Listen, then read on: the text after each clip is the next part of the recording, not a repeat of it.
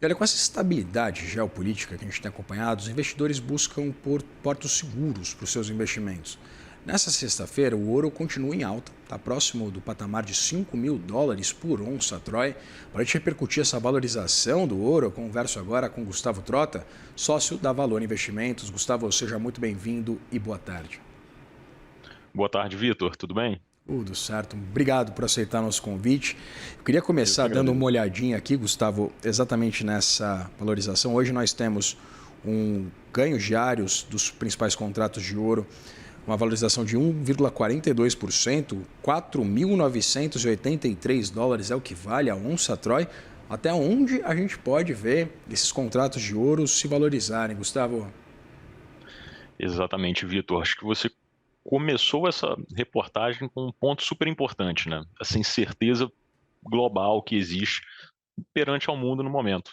Isso não é um movimento que começou agora, né? A gente percebe que ele vem ganhando força desde o ano passado, com a volta de Trump à Casa Branca, desde as políticas tarifárias, onde ele disse ser necessário enfraquecer a sua moeda, o dólar, perante ao mundo, para que ele potencializasse novamente a indústria e pudesse voltar a ser competitivo a nível internacional nas exportações, né? Somado isso, essas tensões geopolíticas que a gente vai observando, que os Estados Unidos também estão posicionados na grande maioria, a gente percebe um grande movimento que começou pelos bancos centrais. Então, os bancos centrais de diversas economias aumentaram as suas reservas no metal, no ouro, que tem justamente essa visão, né? Ela tem essa função de ser uma proteção.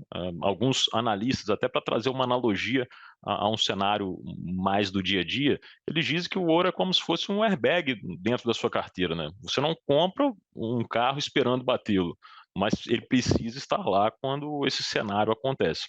Então, de certa forma, quando somado todos esses movimentos internacionais, né, a gente percebe que essa alta demanda por parte dos bancos centrais potencializou, de fato, o valor do metal e, obviamente, depois foi seguido pela pessoa física, né, que percebendo essa alta atratividade, decidiu migrar seus ativos para essa proteção também. Esse aspecto que você traz, Gustavo, acerca dessa posição dos bancos centrais em ouro, eu queria entender o que essa estratégia ela indica acerca exatamente do papel e do peso dos treasuries, né? A gente via muitos bancos centrais, muitos governos alocando-se em treasuries, alocando em papéis, em títulos de dívida norte-americanas. A gente vê algum risco para esses papéis, para a situação exatamente dessa consolidação de rolagem de dívida dos Estados Unidos, pensando que, por exemplo, o Brasil voltou a comprar ouro, né? O Banco Central brasileiro voltou a comprar ouro no ano passado, não fazia isso desde 2021, em meio a um detalhe que acontecia, que era uma pandemia, né? Exatamente, Vitor. Quando a gente olha sobre esse aspecto, né, está muito pautado, obviamente, a tomada de decisão que os Estados Unidos vem participando ao longo do tempo, né? Estar presente em quase todas essas tensões deixam os investidores institucionais, né, os bancos centrais, um pouco mais receosos quanto ao conservadorismo da moeda americana, os próprios treasuries, que é visto, né, eles são vistos como um dos ativos mais conservadores do mundo. Então, quando eles justamente migram essas reservas de um ativo que já é conservador, é muito líquido, que são as treasuries, e migram isso para o metal, o que eles estão dizendo em contrapartida, né? Justamente que eles não querem mais ter um aspecto político, né? O dólar ele está totalmente atrelado a decisões e política americana. Então, quando você migra isso para uma proteção atrelada a um metal, você tira essa composição política da jogada. Então, você está de fato ali colocando a sua reserva de valor em algo que vai te proteger ao longo do tempo. Gustavo, interessante esse aspecto que você traz a respeito do comportamento do câmbio, notadamente do dólar. Pensando nessa perspectiva que a gente acompanha uma desvalorização bastante significativa da moeda norte-americana ao longo de todo o ano passado, desde esse retorno de Donald Trump à Casa Branca. Temos uma perspectiva também, apesar do câmbio, de ser uma grande pedra no caminho de todos os analistas financeiros, mas Em se confirmando essa perspectiva, qual deve ser o comportamento principalmente dos metais? Em se confirmando uma desvalorização do câmbio, em se dando continuidade também a uma possível redução dos juros lá nos Estados Unidos, aumentando exatamente essa discrepância entre o interesse, né, por exemplo, em treasuries. Que tipo de correlação a gente consegue fazer entre esses movimentos e o comportamento desses ativos? Tá bacana, Vitor. Olha, basicamente desde que existiu essa migração para o metal, né, a gente pode perceber o seguinte, né, enquanto persistirem incertezas, fragilidade global em relação às tensões, a gente pode esperar que sim, os metais seguirão relevantes, né? Mas, de certa forma, quando a gente tem um câmbio que vem sendo desvalorizado, principalmente perante a nossa economia como um todo, mas também como uma cesta de moedas, né, que é o DXY, a gente percebe que o investidor estrangeiro ele está migrando seus ativos para outras economias que ele acredita ser mais atrativa. Um exemplo, mercados emergentes como um todo, e o Brasil absorveu grande parte disso, né? A gente percebe que grande parte desse fluxo que fez com que bolsa subisse muito veio do investidor lá de fora trazendo recursos para investir aqui. Ainda tem justamente sobre as decisões políticas monetárias dos Estados Unidos, né? A gente já percebeu que eles devem provavelmente realizar esse corte de juros e depois realizar algumas manutenções. Só que ainda assim o diferencial de juros ainda é muito grande. Isso atrai cada vez mais recursos do investidor estrangeiro para um cenário doméstico, faz com que o dólar perca força perante ao real também. Gustavo, a gente tem acompanhado um diálogo esquisito, porque ao mesmo tempo que a gente vê os investidores correndo para ativos seguros, considerados reserva de valor, o mercado acionário de países emergentes, o próprio mercado de ações dos Estados Unidos, ele tem se comportado, né, performado de uma forma bastante satisfatória. Eu queria entender, há uma sinalização de uma diversificação bastante significativa do ponto de vista de destinação de capital, exatamente dessa alocação de capital, de investimentos. Eu queria entender, a gente está vendo um mercado que está, de fato, com bastante dinheiro, está com bastante liquidez, é isso?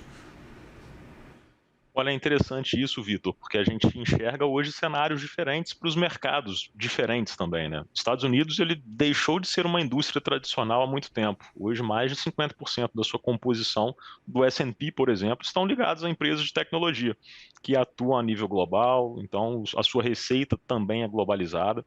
Eu acho que isso explica bastante a performance positiva do índice no último ano. Quando a gente traz a um aspecto doméstico, a gente percebe que a nossa bolsa, por exemplo, ela ainda é muito voltada a commodity. E é um dado muito interessante que geralmente os analistas eles utilizam para entender o valuation da bolsa, se ela está barata ou se ela está clara, se ela está cara, é justamente sobre o índice de preço sobre lucro, né? Que nada mais é do que dizer em quanto tempo eu vou recuperar esse dinheiro investido via lucros que essa empresa distribui. Então, mesmo com esses recordes que a gente vem vendo desde o ano passado, no nosso índice, por exemplo, a gente ainda tem uma bolsa barata perante a média histórica do que já existiu. Então é um fator super importante, né? Talvez é por isso que o investidor estrangeiro esteja apostando aqui no Brasil. Pois é, mas a gente acompanha, né, Gustavo, uma desvalorização, por exemplo, em 2025, acompanhamos uma desvalorização bastante significativa do preço das principais commodities que medem, né, na verdade, melhor, baseiam as principais participações do nosso índice Bovespa. Estou sendo bastante claro aqui, é Petrobras e Vale. Pensando exatamente nessa composição do nosso índice muito pautada pelas commodities, o quão sensível é o mercado brasileiro a esses movimentos internacionais e, de novo, né, como é que a gente correlaciona um bom desempenho do índice Bovespa com um peso tão significativo de Petro e Vale, com uma desvalorização do petróleo mundo afora, do minério de ferro também? O que está acontecendo? E uma bolsa que está ligada a commodity, de fato, traz para nós uma certa incerteza, porque a gente está totalmente dependente do que vai acontecer a nível global. Por exemplo, uma própria tensão geopolítica que envolva diretamente Irã e Iraque, e por aí vai, a gente tem essa garantia de que vai mexer no preço do petróleo, né? Ou seja, vai aumentar essa volatilidade. Então a gente tem essas expectativas que de fato podem impactar bastante a nossa bolsa, o que gera volatilidade. Somado isso, esse ano a gente tem um ano eleitoral, né? Que basicamente deve aumentar ainda mais essa volatilidade e eu acho que acaba sendo um movimento de maior cautela. A gente percebe que essa alta inteira foi impulsionada por fluxo do investidor estrangeiro. A gente ainda não consegue entender se o investidor institucional local ele está comprando de fato essa briga interna do que a gente precisa resolver com políticas fiscais e por aí vai, e sabendo que esse nível de tensão global ele cada vez mais sinaliza um aumento, a gente sabe que isso também pode impactar num curto prazo na nossa bolsa. Pois é, né, Gustavo? Então a gente não pode, exatamente por essa participação menor do investidor brasileiro nesse rally todo que a gente tem acompanhado, a gente não deve acompanhar, então, por exemplo, a corrida eleitoral impactar o preço do ouro, é evidente, né? Muito provável que não, justamente porque isso está muito mais pautado a demandas institucionais a nível global, né? A gente percebe que tensões geopolíticas estão muito mais relacionadas ao movimento do metal do que, de fato, algum cenário doméstico. Tanto no ouro quanto na prata, né? Na prata a gente ainda tem o fator de demanda pela própria indústria. Então a gente percebe que a prata também subiu junto, vem acompanhando o ouro durante esse movimento. Pois é, na prata, o cobre, com essa demanda também, parte de infraestrutura, de inteligência artificial. Conversei com o Gustavo Trota, sócio da Valor Investimentos. Gustavo, muito obrigado pela disponibilidade de conversar com a gente. Obrigado, boa tarde, Vitor. Boa tarde, até mais.